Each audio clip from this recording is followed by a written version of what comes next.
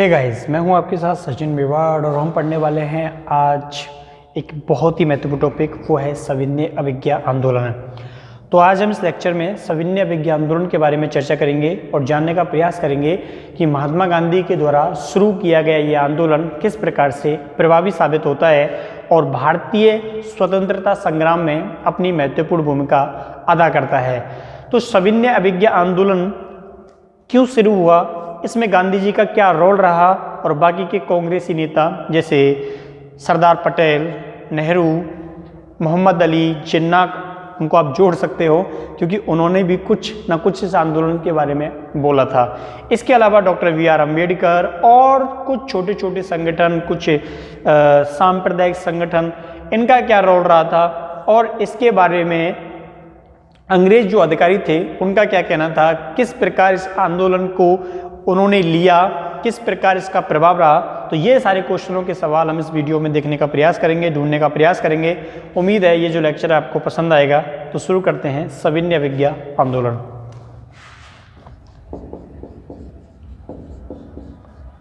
सविनय अवज्ञा आंदोलन, ठीक है। सविनय अवज्ञा आंदोलन जो है हम शुरू करें उससे पहले आप थोड़ा आगे चलिए और आगे चलिए, वहाँ हम इसके कारण को ढूंढेंगे कि आखिर ये जो कारण था वो क्या था जिसकी वजह से इस आंदोलन को शुरू किया गया था। देखिए, सरदार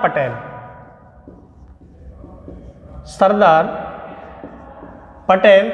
अब सरदार पटेल के द्वारा बारडोली में क्या किया गया था, एक सत्याग्रह किया गया था। किसके पक्ष में किया गया था? किसानों के पक्ष में किया गया था। तो ये सत्याग्रह क्या हो जाता है, जब सफल हो जाता है तो इस सफलता को देखकर कांग्रेस को ये तरीका जो है बड़ा प्रभावी लगता है और उनके द्वारा ये सोचा गया कि इस हथियार को हमें अपनाना चाहिए और अपनी मांगों के लिए हमें इस रास्ते को अपनाना चाहिए। तो यहाँ से ये मैसेज जो है कारण बनता है सविनय अवज्ञा आंदोलन के लिए। तो उससे पहले जब इस आंदोलन को शुरू किया गया था 6 अप्रैल 1930 को, तो उससे पहले गांधी जी के द्वारा इरविन को एक पत्र लिखा जाता है और उस पत्र में 11 मांगे जो हैं वो इरविन के सामने रखी गई थी। कितनी मांगे? 5 और 5 10 और 1 11 मांगे रखी जाती हैं, लेकिन इरविन के द्वारा ना ही तो उसका जवाब दिया गया था और ना ही इरविन ने उस संतुष्ट पूर्वक जवाब गांधी जी को दिया था। यानी कि वो बिल्कुल सीरियस उस पत्र को उन्होंने नहीं लिया। तो इसी के लिए गांधी जी के द्वारा एक बात इरविन को बोली जाती है कि मैं 12 मार्च 1930 को क्या करने वाला हूं, नमक कानून जो है वो तोड़ने वाला हूं, तुमसे जो हो वो तुम कर लेना। तो पहले ही जो मैसेज है वो इरविन के पास पहुंच गया था। तो इसमें कोई दोहराई नहीं था कि ब्रिटेन की गवर्नमेंट को इस बारे में पता नहीं था, बिल्कुल मालूम था और गांधी जी पहले ही इस बारे में बता चुके थे। अब देखिए, अब यहां से हम इस थ्योरी को समझते हैं कि महात्मा गांधी जी के द्वारा 12 मार्च 1930 को साबरमती से आप लोगों ने पढ़ रखा है कि दांडी यात्रा की क्या की जाती है, शुरुआत की जाती है। कार्यकर्ता कितने थे? 79 थे, ठीक है। 79 कार्यकर्ता कहां से शुरुआत करते हैं ये? तो साबरमती आश्रम से शुरुआत करते हैं। जाना कहां है? जाना इनको समुद्र तट के किनारे दांडी नामक स्थान पर था। तो इनकी जो यात्रा रहती है वो दांडी तक रहती है जो समुद्र तट पर था, ठीक है। तो ये 79 कार्यकर्ताओं के साथ साबरमती आश्रम से क्या करते हैं, शुरुआत करते हैं। और ये जो यात्रा थी इसमें 24 डेज यानी कि 24 दिन का समय इनको लग जाता है। कितने दिन का समय लग जाता है? तो 24 दिन का समय इनको लग जाता है। क्लियर? जब 24 दिन का समय इनको लग जाता है तो उसके बाद इन्होंने क्या किया था, उसके बाद इन्होंने दांडी पहुंच जाते हैं। कब पहुंच जाते हैं? कौन सी तिथि थी जिस दिन ये पहुंच गए थे? तो ये पहुंच जाते हैं 6 अप्रैल को। 6 अप्रैल को पहुंच जाते हैं और 6 अप्रैल को इन्होंने वहां पर जाकर नमक बनाया।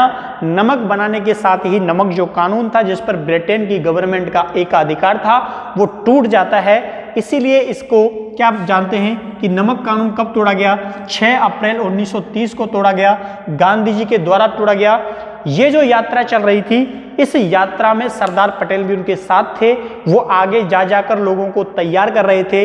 लोग अपने गांव के बाहर, अपने कस्बे के बाहर आ जाते थे और गांधी जी का स्वागत करते।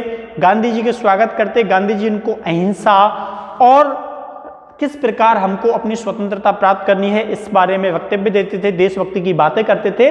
तो लोगों में एक तरह का जुड़ाव आंदोलन से पहले ही शुरू हो चुका था। तो जैसे ही 6 अप्रैल 1930 को नमक कानून तोड़ा जाता है, उसी के साथ ही ये आंदोलन जो है वो शुरू हो जाता है। तो डेट आपको पता चल गई 6 अप्रैल 1930। कारण आपको पता चल गया कि किस कारण से आंदोलन शुरू होता है, कैसे होता है। तो चलिए थोड़ा आगे चलते हैं और समझते हैं इस सविनय अवज्ञा आंदोलन के बारे में। सविनय अवज्ञा आंदोलन जो है वो काफी महत्वपूर्ण रहा, काफी प्रभावशाली रहा, जो संपूर्ण भारतवर्ष में फैला। ठीक है, ऐसा ही नहीं है कि किसी एक क्षेत्र से संबंधित रहा हो या किसी एक क्षेत्र तक ही ये जो है निश्चित दायरा इसका रहा हो। ये पूरे क्षेत्र में फैला, खास करके उत्तर प्रदेश, गुजरात, बिहार, मध्य प्रांत, इन क्षेत्रों में तो इसने बहुत बड़ी तहलका मचाया। अब देखिए इस आंदोलन के कार्यक्रम क्या थे, इस आंदोलन की रूपरेखा क्या थी, गांधी जी के द्वारा क्या क्या गाइडलाइंस लोगों को दी गई थी, क्या क्या बातें लोगों को बताई गई, वो देखिए। तो सविनय अवज्ञा आंदोलन में जो जिम्मेदारी लोगों को दी गई थी, जो बातें लोगों को इनके द्वारा की गई थी, वो कौन कौन सी थी। तो गांधी जी ने कहा था कि गांव-गांव में क्या, जो गांव-गांव में नमक तोड़ा जाए, गांव-गांव में नमक कानून तोड़ा जाए, ये नमक कानून तोड़ा जाए। ठीक है, जो स्टूडेंट हैं, जो कर्मचारी हैं, जो किसी भी प्रकार से सरकारी ऑफिस से जुड़े हुए हैं, सरकारी बिल्डिंग से जुड़े हुए हैं, वो उनका क्या करें, बहिष्कार करें। ठीक है, तो छात्र जो हैं, कर्मचारी जो हैं, ठीक है, वो सरकारी कार्यों और कॉलेजों का बहिष्कार करें। ये बात बोली गई थी गांधी जी के द्वारा कि एजुकेशन सिस्टम को आप लोग सपोर्ट मत कीजिए, जो अंग्रेजों से रिलेटेड कॉलेज हैं, और ज़्यादातर कॉलेज हैं अंग्रेजों से रिलेटेड उस समय थी। इसके अलावा सरकारी कर्मचारियों को भी ये बात बोली गई थी। इसके अलावा महिलाओं के लिए क्या कहा, तो गांधी जी ने कहा था कि जो महिलाएं हैं वो जाएं, अपने घर से बाहर निकलें, और जो अफीम की दुकानें हैं, जो शराब की दुकानें हैं, जहाँ पे तंबाकू जैसी चीज़ों का उत्पादन होता है, उनके बाहर जाकर धरना दें। ठीक है, तो महिलाओं के लिए जो काम बताया था इन्होंने, महिलाओं को शराब की दुकान, ठीक है, शराब की दुकान, अफीम की दुकान, जहाँ पर भी जाके इन चीज़ों का उत्पादन होता है, जहाँ पर नशा की चीज़ें बनाई जाती हैं, उनके बाहर जाकर आप धरना दीजिए। और बड़ी मात्रा में महिलाएं गांधी जी के कहने पर बाहर भी आई थीं, और उन्होंने अकेले दिल्ली के 200 से ज़्यादा जगह ऐसी थीं जहाँ उन्होंने धरना प्रदर्शन किया, जहाँ उन्होंने इन दुकानों को बंद करवा दिया, जहाँ उन्होंने लोगों को शर्मिंदा किया कि आप ऐसा कार्य जो है वो कर रहे हैं। देखो, एक आदमी विरोध करता है, उसका अलग इफेक्ट पड़ता है, सामने वाला उनको कुछ बोल सकता है, उन पर कार्रवाई कर सकता है। जब महिलाएं विरोध करती हैं तो इतनी हिम्मत, और औसतन आप गलत कार्य कर रहे हो तो नहीं हो पाती। ठीक है, तो इसीलिए 200 से ज़्यादा जगह पर दिल्ली में ये स्थिति बनी थी कि उस समय विरोध प्रदर्शन हुए थे। तीसरा और चौथा और महत्वपूर्ण जो काम सौंपा गया था, वो ये सौंपा गया था कि भारतीय लोग विदेशों की बनी हुई वस्तुओं की का बहिष्कार करें, उनको जलाएं। ठीक है, एक प्रकार से होली जलाएं। तो ये भी महत्वपूर्ण पॉइंट है जो आज तक चलता है। जब भी थोड़ा बहुत चाइना के साथ विवाद हो जाता है तो बहुत सारे सोशल मीडिया पे पोस्ट होते हैं कि विदेशी उत्पादों का क्या करें, बहिष्कार करें। तो ये बात गांधी जी के द्वारा इस आंदोलन के समय बोली गई थी कि विदेशी सामानों का बहिष्कार करें, विदेशी सामानों का बहिष्कार करें। देखिए, आज तो जब ये बातें बोली जाती हैं तो लोग इतने सीरियस होते नहीं, क्योंकि लोगों पर इसका प्रभाव अब वर्तमान में उतना नहीं पड़ता। लेकिन जिस समय ये 1930 में जब ये बात बोली गई थी तो उस समय बड़ी मात्रा में लोगों को ये इस बात ने प्रभावित किया। और आप लोगों ये समझिए कि जो विदेशी लोगों की जो दुकानें थीं वो 12 मिलें तो जो उत्पादन करने की जो मिलें थी ना, बड़ी बड़ी जो मुंबई में मिलें थी, वो अंग्रेजों की क्या करनी पड़ी थी, उनको बंद करनी पड़ी थी। आप लोग सोच लीजिए इतना बड़ा फर्क पड़ा था। लोगों ने कहा था कि हम तो कुर्ता पजामा पहनेंगे, ठीक है, हमारी जो देसी पहनावा है वो पहनेंगे, लेकिन अंग्रेजों के जो कपड़े हैं उनको हम नहीं पहनेंगे, ठीक है। और यहां तक मैसेज गया था कि लोगों ने तो चाय पीना तक छोड़ दिया था। बहुत सारी जगह पर चाय पीना बंद कर दिया। लोगों ने सोचा था कि अंग्रेजों के द्वारा ही इसका क्या किया जाता है, उत्पादन किया जाता है। तो जैसी जैसी बातें लोगों के पास पहुंची, वैसी वैसी प्रतिक्रिया हर जगह से आई। तो ये जो आंदोलन है वो बड़ा ही सफल आंदोलन है, वो बनता जा रहा था और हजारों और लाखों की संख्या में लोग जो हैं वो इस आंदोलन से जुड़ते जा रहे थे। तो गांव-गांव में इन्होंने नमक कानून तोड़ने की बात बोल दी। लोगों ने अपने घर पर ही नमक बनाना शुरू कर दिया, ठीक है। छात्रों को बोल दिया कि तुम स्कूल कॉलेज मत जाओ, सरकारी कर्मचारियों को बोल दिया कि तुम ऑफिस में काम मत करो, महिलाओं को बोल दिया कि तुम शराब की जो आसपास की दुकानें हैं वहां जाइए, धरना दीजिए और वहां जाके उन दुकानों को बंद करवाइए ताकि उनकी बिक्री ना हो। बिक्री ना हो तो क्या हो, सिस्टम पर बोझ पड़े, ठीक है। आप देखिए जब ये आंदोलन बढ़ने लगता है तो यहां पर मोहम्मद अली जिन्ना का क्या रोल रहा। मोहम्मद अली जिन्ना भी एक बड़े नेता हैं, ठीक है। अब जैसे हिंदुओं में उस समय सरदार पटेल का प्रभाव था, उस समय भगत सिंह का प्रभाव था, उस समय राजगुरु का प्रभाव था, उस समय सुखदेव का प्रभाव था, तो मोहम्मद अली जिन्ना बड़े प्रभावित थे मुसलमानों को करने में। अगर वो एक बात बोल देते तो पूरी जो मुस्लिम कम्युनिटी है वो उनकी बात मानती थी। लगभग 85% जनसंख्या उस समय इनकी बात माना करती थी, जो एक बड़ी संख्या होती है। तो मोहम्मद अली जिन्ना ने पता है क्या कहा था इस आंदोलन के समय।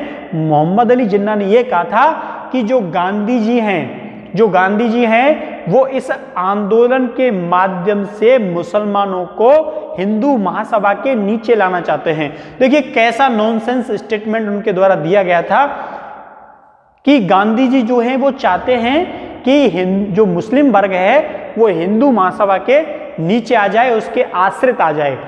अब आप अनुमान लगाइए, जो आज की अक्सर करके जो हिंदू कम्युनिटी है, अक्सर करके जो सभाएं हैं, जो हिंदू सभाएं हैं, वो अक्सर करके महात्मा गांधी के ऊपर ये इल्जाम लगाती हैं कि उनका जो फैक्टर है वो मुस्लिमों की तरफ रहा। और मोहम्मद अली जिन्ना ने यह आरोप लगाया कि गांधी जी हिंदू महासभा के नीचे मुसलमानों के लाने के लिए कार्य कर रहे हैं। ये जो सविनय अवज्ञा आंदोलन है वो गांधी जी ने मुसलमानों को हिंदू महासभा के नीचे आश्रित करने के लिए चलाया है। सोचिए, दोनों पहलुओं पर दोनों तरह के नेता जो हैं वो सहमत नहीं थे। इधर मोहम्मद अली जिन्ना ने इतना बड़ा आरोप जो है वो गांधी जी के ऊपर थोप दिया। तो उनके कहने पर एक बहुत बड़ा जो वर्ग है उसने सविनय अवज्ञा आंदोलन में हिस्सा ही नहीं लिया। जो मुस्लिम वर्ग जो है उसने जो सविनय अवज्ञा आंदोलन है उसमें हिस्सा नहीं लिया। लेकिन ऐसा नहीं है कि सारे मुसलमानों ने हिस्सा नहीं लिया। अब्दुल गफ्फार खां के नेतृत्व में जो पठान थे उन्होंने इस आंदोलन में हिस्सा लिया, इस आंदोलन में मार खाई, इस आंदोलन में गोली खाई और बिल्कुल जितना ही सपोर्ट दिया, जितना सपोर्ट इसमें और वर्क कर रहे थे, ठीक है। तो जिन्ना ने इसमें सपोर्ट नहीं किया, अब्दुल गफ्फार खां ने इसमें क्या किया था, सपोर्ट किया था। क्लियर, समझ आई बात आपको।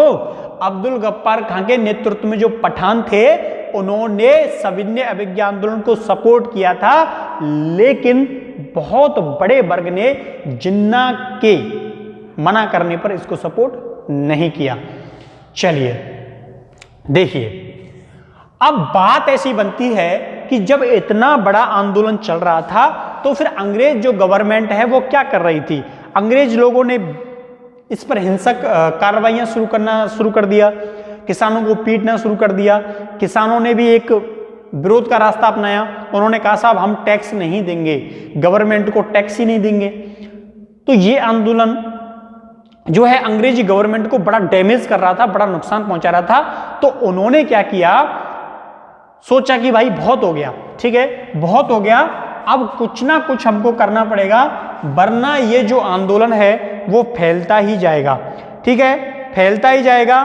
तो इसीलिए 16 अप्रैल, कब की बात कर रहा हूं मैं, 16 अप्रैल 1930 को, 16 अप्रैल 1930 को इन्होंने क्या किया, जो बड़े बड़े नेता थे, जो बड़े बड़े नेता थे उस समय, उनको क्या कर लिया, अरेस्ट कर लिया, जिनमें जवाहरलाल नेहरू, जिनमें और बड़े बड़े नेता जो थे उनको अरेस्ट कर लिया।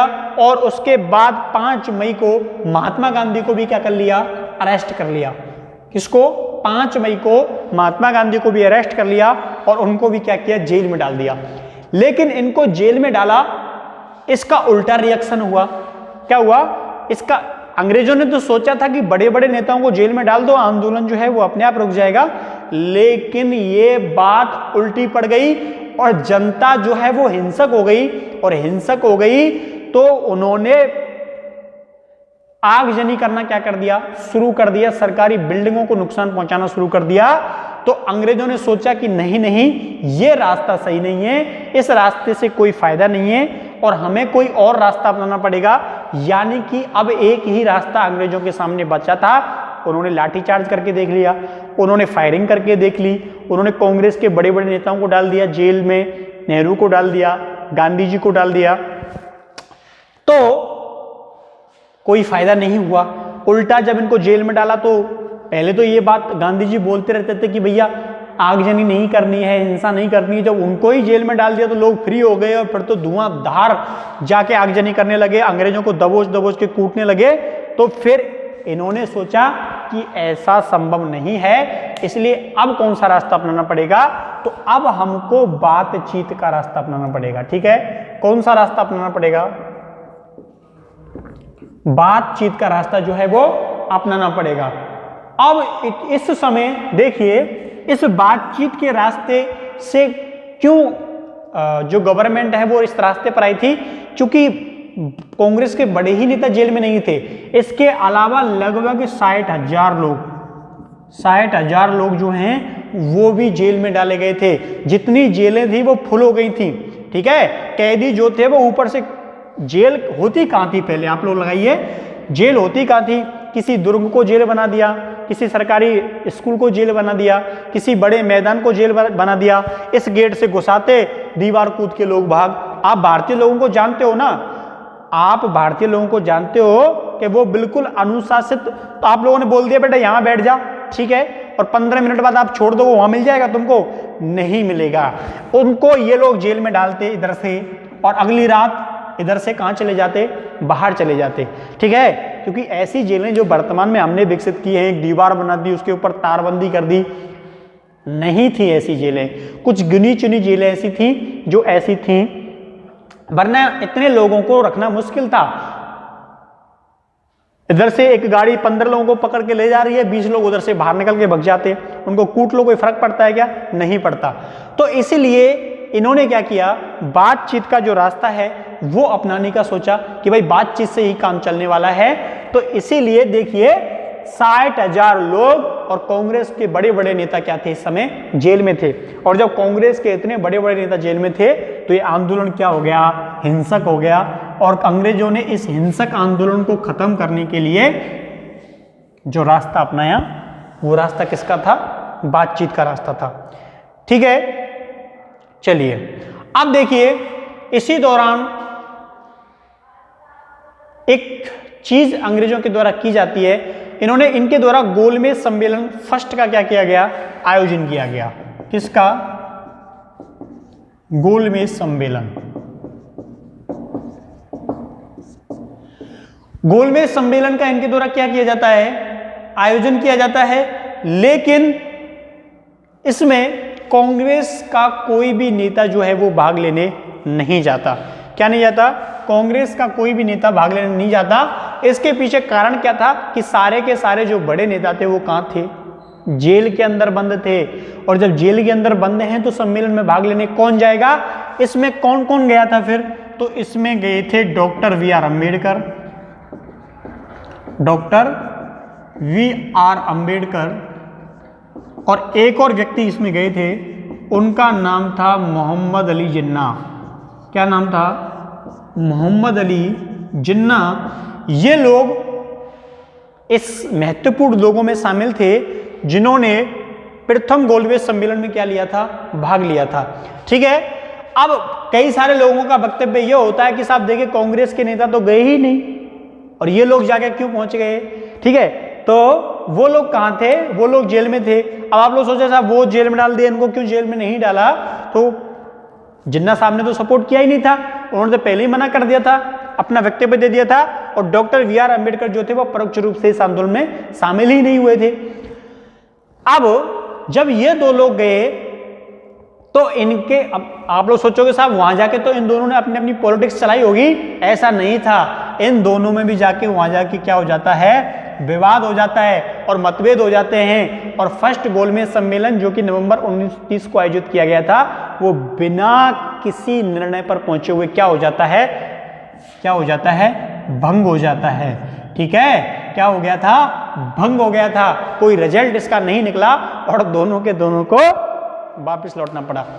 अब देखिए, जब ये फर्स्ट गोलमेज सम्मेलन नवंबर 1930 का भंग हो जाता है, तो फिर वार्ता का जो रास्ता था वो सोच रहे थे कि चलो यहां तो ये लोग कुछ ना कुछ पॉजिटिव करेंगे, कुछ ना कुछ पॉजिटिव सोचेंगे और कुछ ना कुछ पॉजिटिव हमको सुनने को मिलेगा, लेकिन ऐसा नहीं था।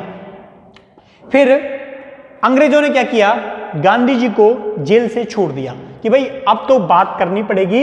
इसके लिए इन्होंने क्या किया, गांधी जी को जेल से छोड़ दिया।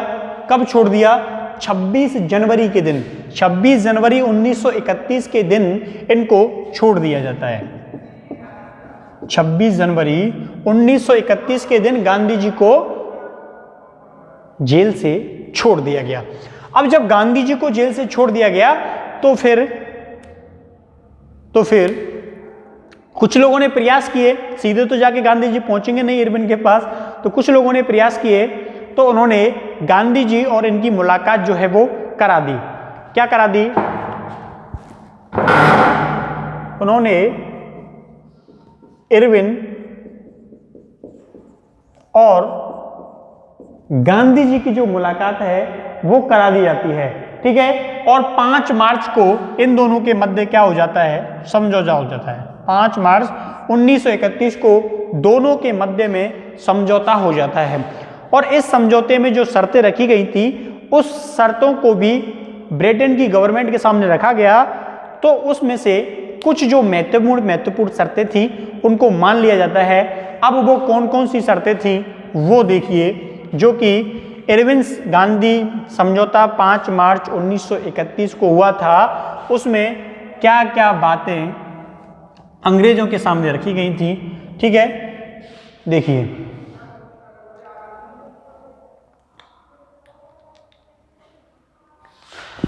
इसकी जो शर्तें थी, सबसे पहली शर्त यह रखी गई थी कि जितने भी मुकदमे जो हैं वो दर्ज किए गए हैं इस आंदोलन के समय पर, उनको क्या किया जाए, वापस लिया जाए।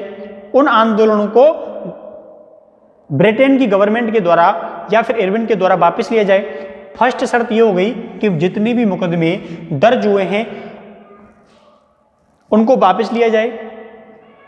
अंग्रेजों ने बोल दिया ठीक है, वापस ले लेंगे, हमें कोई परेशानी नहीं है। अब दूसरी बात जो है वो ये बोली गई थी कि जो लोग समुद्र के किनारे पर रहते हैं, उनको नमक बनाने से ना रोका जाए, उनको नमक इकट्ठा करने से ना रोका जाए। तो दूसरी फैक्टेबल बात तो ये हो गई कि उनको ना तो नमक बनाने से रोका जाए और ना ही उनको नमक इकट्ठा करने से रोका जाए जो लोग समुद्र के किनारे रहते हैं, क्योंकि वही उनकी रोजी रोटी का जरिया है। ऐसा तो है नहीं कि समुद्र के किनारे वो लोग गेहूं बो दें जाके, ऐसा तो संभव नहीं है ना। तो वो जो उनका काम है उसे उन्हें करने से ना रोका जाए, ये इनके द्वारा बात रखी गई। अब तीसरा पॉइंट इनके द्वारा क्या रखा जाता है, तीसरा पॉइंट अंग्रेजों के द्वारा यह रखा गया था कि अंग्रेज जो हैं वो भारत के जो सांप्रदायिक मामले हैं, ठीक है, यानी कि ये लोग जो अंबेडकर साहब जो थे वो मांग कर रहे थे कि सांप्रदायिक आधार पर क्या दिया जाए, प्रतिनिधित्व दिया जाए, दलित वर्ग को प्रतिनिधित्व दिया जाए। तो इसमें अंग्रेज गवर्नमेंट जो है वो दखलंदाजी ना करे, वो अंग्रेज विदेशी मामले और सैनिक मामले और जो सुरक्षा संबंधित मामले हैं उनको अपने हाथ में रखे, बाकी के मामलों में हमें क्या दे दे, स्वायत्तता दे दे। ठीक है, बाकी के मामलों में क्या दे दे, हमें स्वायत्तता दे दे। और अगला जो इनके द्वारा पॉइंट बोला गया था वो ये बोला गया था कि जो स्वदेशी के खिलाफ जो आंदोलन चल रहा है उसमें ब्रिटेन की गवर्नमेंट जो है वो दखलंदाजी ना करे, उसे शांतिपूर्वक चलने दे। तो ये सारे पॉइंट जो हैं वो अंग्रेजों के सामने उस समय गांधी जी के द्वारा रखे गए थे। सब पर सहमति बन जाती है केवल दिखावे के लिए। और अब देखिए गांधी जी ने कांग्रेस से क्या क्या, कांग्रेस के सामने भी कुछ मांगे रखी थी कि भाई देखो तुम्हारे सामने, इनके सामने ये मांगे हैं, तुम्हारे सामने ये मांगे हैं। क्या क्या मांगे रखी थी? तो इनके द्वारा जो कांग्रेस के सामने जो मांगे रखी गई थी वो ये मांग रखी थी कि आज से, जब से ये पत्र मिला है तो कांग्रेस सविनय अवज्ञा आंदोलन जो है वो क्या कर देगी, स्थगित कर देगी। सविनय अवज्ञा आंदोलन जो है वो स्थगित कर देगी। अब आप लोग सोचोगे आंदोलन तो गांधी जी ने स्टार्ट किया था, गांधी जी के कहने पर स्टार्ट किया था, फिर इसमें कांग्रेस का क्या रोल है? तो कांग्रेस का जो संगठन था वो पूरी शक्ति इसमें कांग्रेस की लगी हुई थी, कांग्रेस के सारे नेता इसमें लगे हुए थे।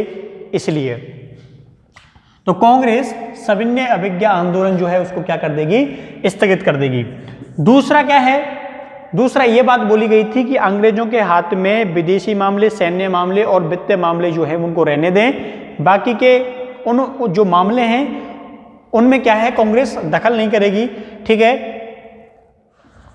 इसके अलावा जिन्होंने हिंसा की है उनके पक्ष में कांग्रेस जो है वो अंग्रेजों को बाध्य नहीं करेगी कि निष्पक्ष जांच के लिए, कि आप निष्पक्ष जांच कीजिए, ऐसा कोई भी दबाव जो है वो अंग्रेजों के ऊपर नहीं डालेगी।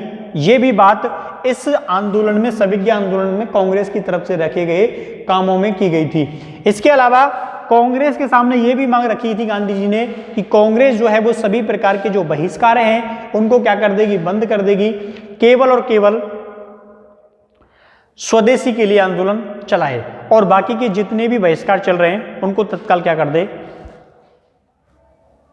बंद कर दे। अब ये मांगे जो हैं वो गांधी जी के द्वारा कांग्रेस के सामने रखी गई। अब कांग्रेस ने ये बातें मान ली क्योंकि गांधी जी का कद इतना बड़ा था कि कोई भी उनके निर्णयों को ना मानने का साहस नहीं दिखा सकता था। लेकिन ना ही तो इस निर्णय से नेहरू संतुष्ट थे, ना ही गांधी संतुष्ट, वो सरदार पटेल संतुष्ट थे, ना ही युवा जो वर्ग था वो संतुष्ट था। इसके बाद जब ये समझौता हो गया था तो युवा वर्ग ने गांधी जी को काले झंडे दिखाए थे और गांधी जी को बड़ी मशक्कत है जो है वो कुछ दिन विरोध का सामना युवा वर्ग के सामने करना पड़ा था, क्योंकि ये जो सविनय अवज्ञा आंदोलन को जो स्थगित करने का निर्णय लिया गया और जो मांगे जो रखी गई थी उनको बिल्कुल इन लोगों ने पसंद नहीं किया कि देखिए महत्वपूर्ण जो डिपार्टमेंट थे, वित्तीय मामले जो थे, सैन्य मामले जो थे, विदेशी मामले जो थे, उनका तो एक प्रकार से पूरा का पूरा अधिकार अंग्रेजों को दे दिया। ठीक है, तो इस प्रकार से सविनय अवज्ञा आंदोलन जो है वो क्या हो जाता है, समाप्त हो जाता है। क्लियर? तो इसके बाद इन लोगों के द्वारा अक्टूबर 1931 में दूसरा गोलमेज सम्मेलन आयोजित किया गया। गांधी जी गए इसमें, लेकिन अंग्रेजों के द्वारा एक पॉलिटिक्स खेली गई। इसमें हर विचारधारा के व्यक्ति को बुलाया गया, चाहे वो दलित वर्ग से हो, चाहे वो मुस्लिम वर्ग से हो, चाहे वो सिख वर्ग से हो, चाहे वो ईसाई वर्ग से हो, कोई सा भी धार्मिक वर्ग हो, अंग्रेजों ने सबको आमंत्रित किया। सब लोग इसमें गए, सब लोगों ने अपनी बातें रखी। इसलिए ये दूसरा गोलमेज सम्मेलन जो है वो भी सक्सेस नहीं हो पाया। उधर अंबेडकर साहब अपनी बातें रख रहे थे कि दलित वर्ग को अलग नेतृत्व दिया जाए, गांधी जी इसका विरोध कर रहे थे कि नहीं दिया जाए, कांग्रेस को ही 85% जनसंख्या है उसका नेतृत्व दिया जाए, बाकी भले ही। इधर मोहम्मद अली जिन्ना थे, वो बोल रहे मुस्लिमों को अलग नेतृत्व दिया जाए। इधर सिख वर्ग की बात अलग कर रहा था प्रत्येक वर्ग जो है वो अपने लिए क्या कर रहा था, मांगे रख रहा था। तो इसलिए ये जो द्वितीय गोलमेज सम्मेलन है ये भी असफल रहता है। तीसरे गोलमेज सम्मेलन जो हुआ था उसमें कोई गया नहीं, क्योंकि फिर दोबारा से गांधी जी ने सविनय अवज्ञा आंदोलन शुरू करने की बात बोली थी। वो केवल उकसावे की कार्रवाई के लिए गांधी जी के द्वारा दूसरा यानी कि दोबारा ही इसको शुरू किया गया था 1932 के बाद, लेकिन वो इतना सफल नहीं हुआ जितना 1930 का सविनय अवज्ञा आंदोलन शुरू होता है। तो उम्मीद है ये जो सविनय अवज्ञा आंदोलन की थ्योरी थी ये आपको अच्छे से समझ में आई होगी। तो मिलते हैं नेक्स्ट वीडियो में, तब तक के लिए थैंक यू, धन्यवाद, बाय बाय।